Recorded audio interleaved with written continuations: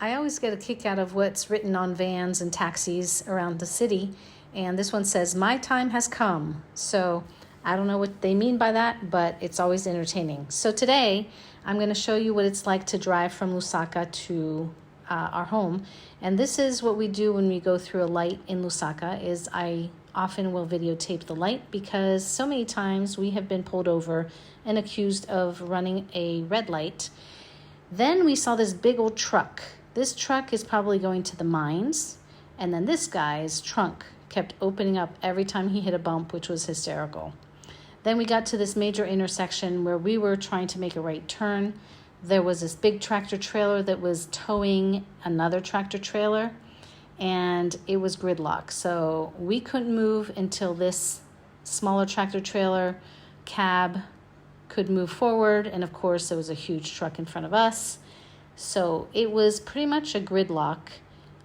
Trucks everywhere. It's not usually like this, but of course, you just never know what you're going to run into when you're traveling from Lusaka to Macha.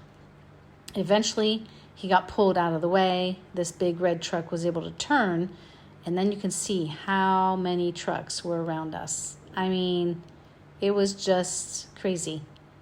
One place we like to stop at on our way back home is called Coffee Berry, and it's just before the city of Mazabuka, which is known for its sugar cane and its sugar.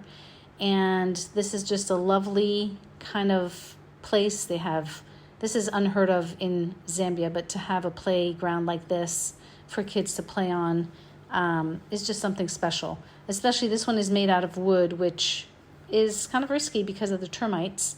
But it's beautiful. So kids like to stop there. We like to stop there.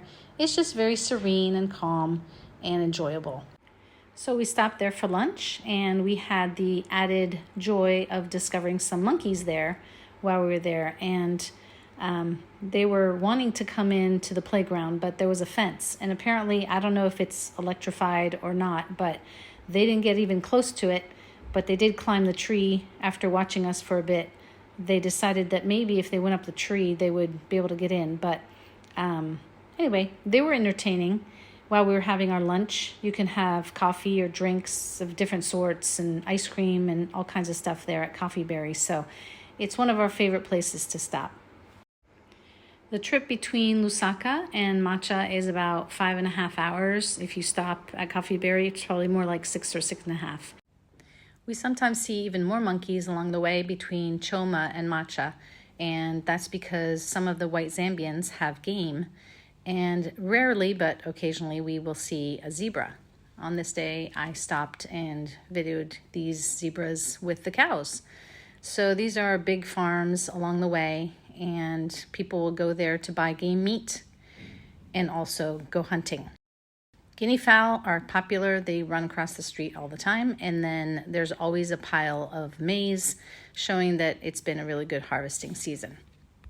We got home and got back to the village. Here you can see, usually we head into the sun as we're heading back to Macha. So coming through the marketplace and heading back to our house. So that's our trip from Lusaka. Of course, each time it's a little bit different, but this was our trip this day, and I hope you enjoyed it.